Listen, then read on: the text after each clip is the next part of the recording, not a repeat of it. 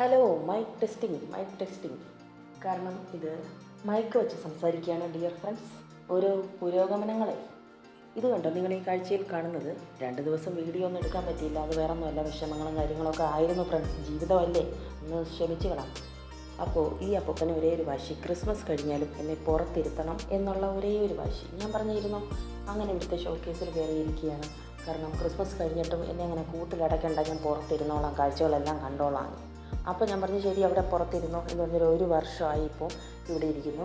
ഇനിയിപ്പം ഡിസംബറിൽ ആകുമ്പോഴത്തേക്ക് ഞാൻ പുൽക്കോട്ടിലോട്ട് എടുത്ത് ചാടിക്കോളാം എന്നാണ് അപ്പൂപ്പൻ്റെ ഒരേ ഒരു വാശി. ഞാൻ പറഞ്ഞ ആഗ്രഹം നടക്കട്ടെ, അതല്ലേ നല്ലത്. അപ്പോൾ അത് കഴിഞ്ഞതിന് ശേഷം ഇത് മൈക്ക് വെച്ചാണ് പറയുന്നത് ഫ്രണ്ട്സ്. കാരണം എന്ത് മൈക്ക് വെച്ച് പറഞ്ഞാലും ചിരട്ടയിൽ ഉരയ്ക്കുന്ന ശബ്ദം അങ്ങനെയല്ലേ ഇരിക്കും, അല്ലെങ്കിൽ പാറപ്പുറത്തിട്ട് ഉരയ്ക്കുന്ന ശബ്ദം അങ്ങനെ ആയിപ്പോയതാണ്. ക്ഷമിക്കുക. കാരണം ജീവിതത്തിൻ്റെ ഓരോ മാറ്റങ്ങളുടെ ശബ്ദങ്ങൾ മാറി മാറി വന്നു. അതുകൊണ്ട് ഇനിയിപ്പോൾ സാധകം ചെയ്ത് വേണം ഞാൻ ഇനി ശബ്ദമൊക്കെ പുറത്തെടുക്കാൻ. എൻ്റെ ശബ്ദമൊക്കെ അങ്ങ് അടഞ്ഞു പോയതാണ്. അപ്പോൾ ഫ്രണ്ട്സ്, അപ്പോൾ സാധകം ചെയ്യാനായിട്ട് പാട്ട് പാടുന്നത് ഞാനും പാടുമായിരുന്നു. പാട്ട് പാടുന്നവർ പറയാറുണ്ട് അത് നീട്ടി വെക്കേണ്ടി വരും. ഇനിയിപ്പോൾ തുടങ്ങണം.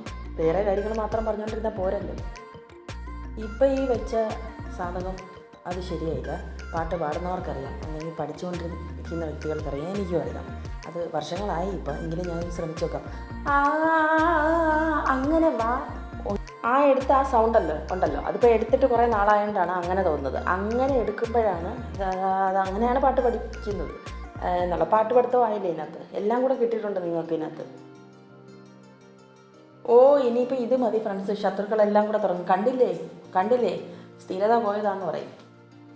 സ്ഥിരത പോയോ ഇല്ല എന്നുള്ളത് ഇത് എന്നെ അറിയാവുന്ന ആൾക്കാർക്കറിയാം. അത്രയും മതി. ബൈ.